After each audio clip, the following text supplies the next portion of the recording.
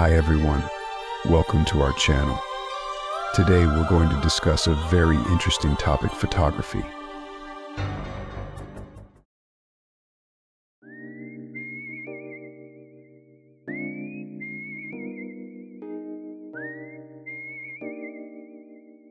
Hey everyone! Welcome back to Lens and Thought, your go-to channel where we blend the art of photography with the depth of philosophy. Today, we're diving into a fascinating topic that will change the way you see your photos. Literally, we're talking about semiotics in photography. Don't worry if the word semiotics sounds a bit academic. It's really just a fancy way of saying study of signs and symbols. And guess what? You're already using it in your photography, even if you don't realize it.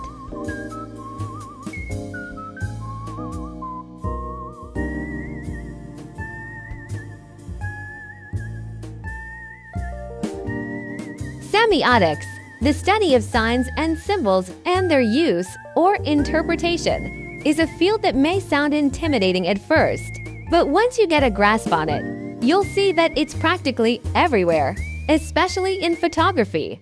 From the mundane to the majestic, semiotics is the lens through which we decode and interpret images, helping us to understand not just what we see, but what it all means. To explore this fascinating topic, let's embark on a journey through the fundamentals of semiotics, how it applies to photography, and why it's a big deal, even for those who think they're just taking a simple snapshot.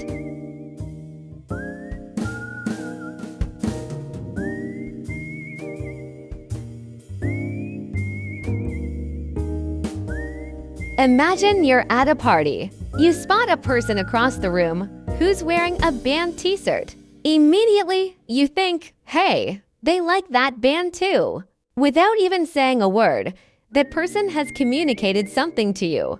This is semiotics in action. It's all about signs, symbols, and how we interpret them. But let's not get too ahead of ourselves. The term semiotics comes from the Greek word semeion, meaning sign. At its core, semiotics is the study of how signs, whether they are words, images, sounds, gestures, or objects, convey meaning. Ferdinand de Saussure, a Swiss linguist, and Charles Sanders Peirce, an American philosopher, laid the groundwork for modern semiotics. Saussure introduced the concept of the signifier, the form of a sign, and the signified, the concept it represents. Peirce, on the other hand, categorized signs into three types: icons, which resemble what they represent; indexes, which are connected to what they represent by a cause or effect; and symbols, which are arbitrary or based on convention.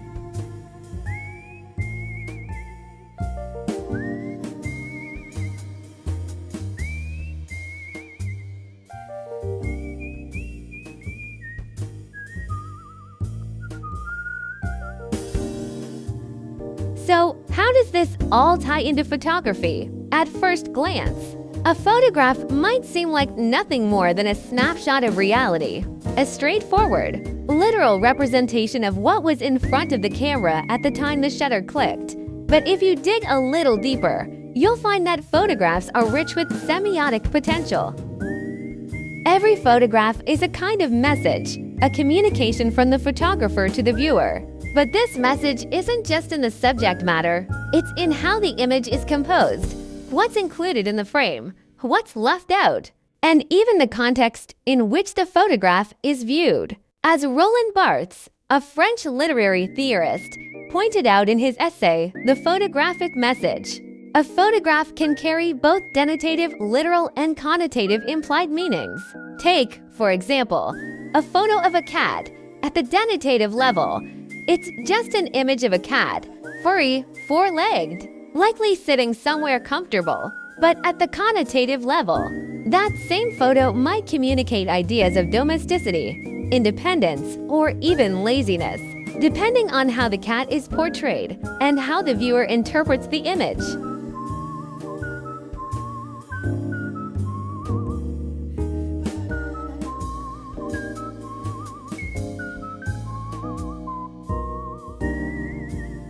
Barthes also introduced the concept of the photographic paradox. which is the idea that photographs simultaneously appear to be objective records of reality denotation, and yet are also rich with connotative meanings. This paradox is at the heart of why semiotics is so crucial to understanding photography. On the one hand, we trust photographs to show us the truth. On the other hand, we know that photographers can manipulate images, either through composition, editing, or simply by choosing what to photograph and what to leave out to convey a specific message. For example, consider a photograph of a political rally. The denotative message might be, "Here is a group of people gathered together." But the connotative message could be anything from "These people are unified in their cause" to "This is a chaotic, disorganized group," depending on how the photograph is framed, what elements are emphasized, and how the image is presented to the viewer.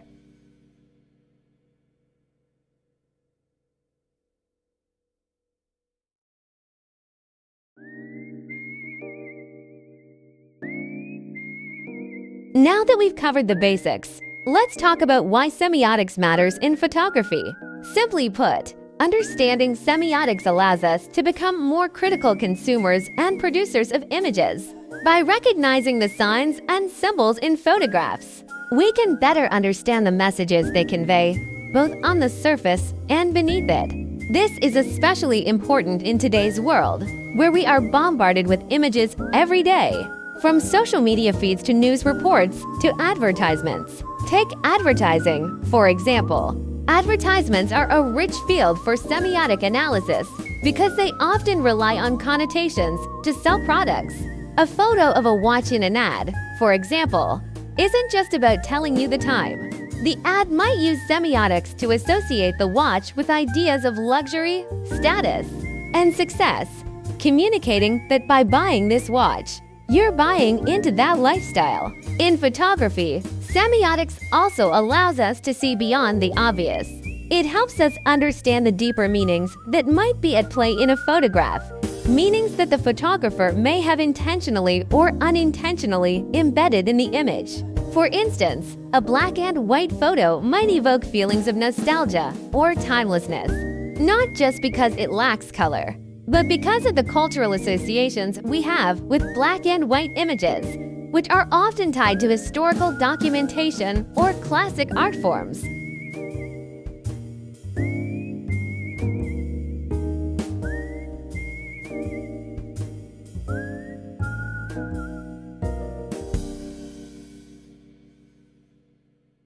Photographers, whether they realize it or not, often use semiotic techniques to communicate with their audience. Let's break down some of the ways they do this.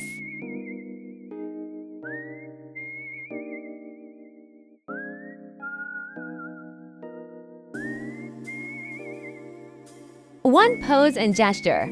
The way subjects are posed in a photograph can convey a lot of meaning. A person standing tall with their arms crossed might be seen as confident or defensive, while someone slouched over might be perceived as sad or defeated. These interpretations are based on cultural codes that we've learned over time.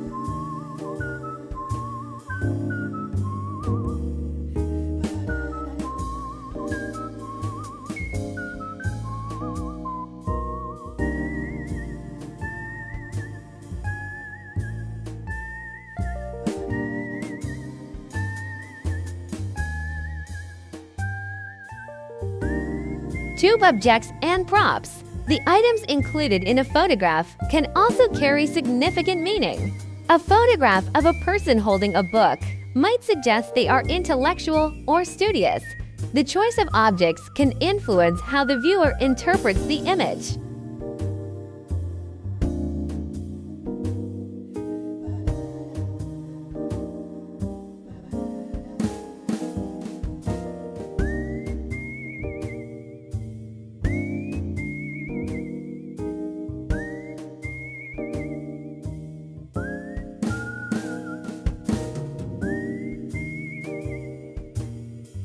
Three, lighting and color. Lighting and color are powerful tools in photography. Bright, warm lighting might evoke feelings of happiness and comfort, while dark, Harsh lighting might create a sense of tension or unease. Similarly, colors can carry different connotations. Red might suggest passion or danger, while blue could evoke calm or sadness.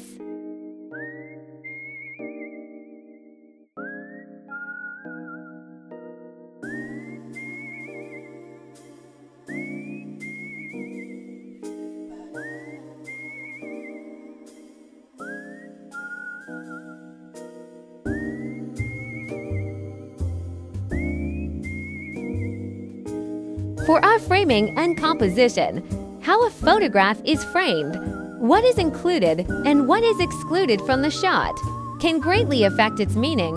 A close-up shot might feel intimate, drawing the viewer into the subject's personal space, while a wide shot might convey a sense of isolation or insignificance.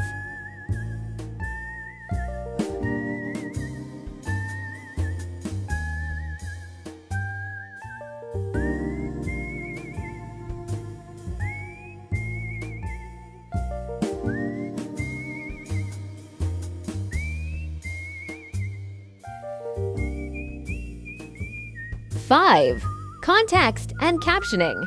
The context in which a photograph is presented can also influence its interpretation. A photograph shown in a news article might be seen as a factual representation of events, while the same photograph in an art gallery might be interpreted as a commentary on those events. Captions and text that accompany images can further shape their meaning, sometimes even altering the viewer's understanding of what they see.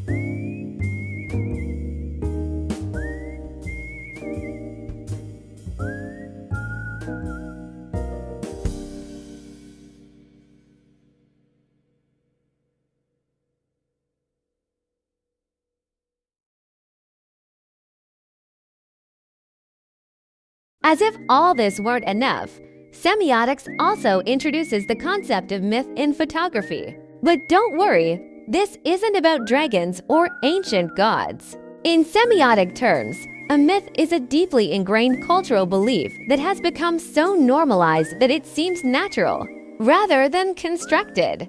Barthes explained how certain images carry these myths, reinforcing cultural ideologies without us even realizing it. For example, consider the American dream myth.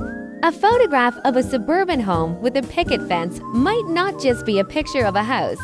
It might also convey ideas of success, security, and the ideal family life, ideas that are part of the broader cultural narrative of the American dream. His is why semiotics is so crucial. It helps us to unpack these myths, to understand how images perpetuate certain ideologies, and to recognize that these interpretations are not universal truths, but culturally specific constructs.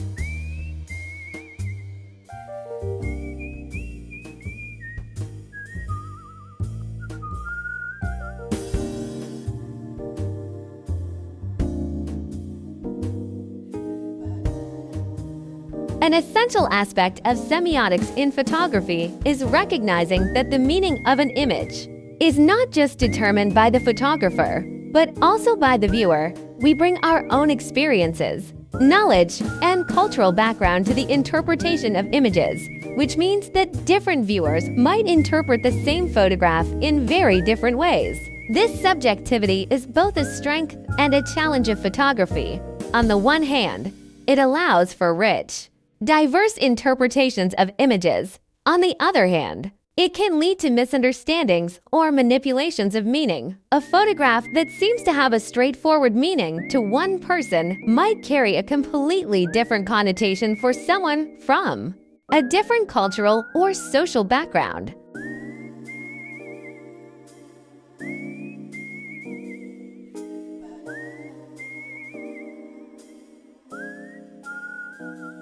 Let's put all this theory into practice with a case study. Imagine a photograph of a young child holding a toy gun. On the surface, the denotative level, it's simply a child with a toy, but depending on the context, the connotative meanings could vary widely. In a suburban setting, the image might evoke a sense of innocence or playfulness, as toy guns are often seen as harmless props in childhood games. In a different context, such as a war-torn region, the image might carry much darker connotations, suggesting themes of violence, conflict, and the loss of innocence.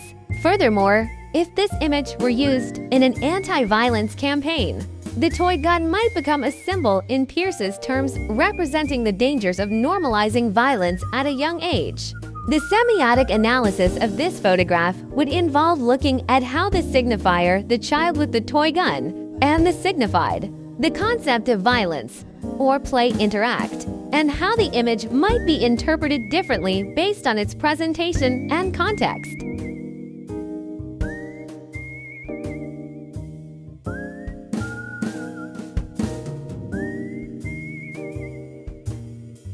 In the end, semiotics is like a Swiss Army knife for photographers and viewers alike. It equips you with the tools to dig deeper into images, to uncover hidden meanings, and to better understand the world around you. Whether you're snapping a quick selfie or analyzing a Pulitzer Prize-winning photograph, semiotics invites you to see beyond the surface and to appreciate the rich layers of meaning that every image contains. So next time you pick up a camera or scroll through your Instagram feed, remember that there's more to a picture than meets the eye. With a little bit of semiotic savvy, you'll start to see the world of photography in a whole new light, one where every image is a treasure trove of meaning just waiting to be discovered. So there you have it. Semiotics might sound complex, but at its core, it's all about seeing the hidden messages in every photograph.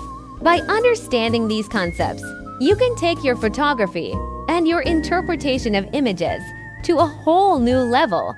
If you found this video helpful, make sure to hit that like button and subscribe to Lens and Thought for more deep dives into photography and philosophy. Until next time, keep looking beyond the surface.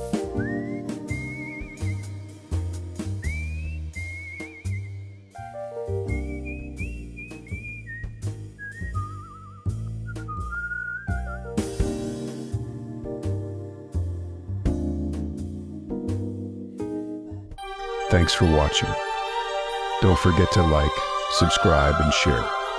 See you next time.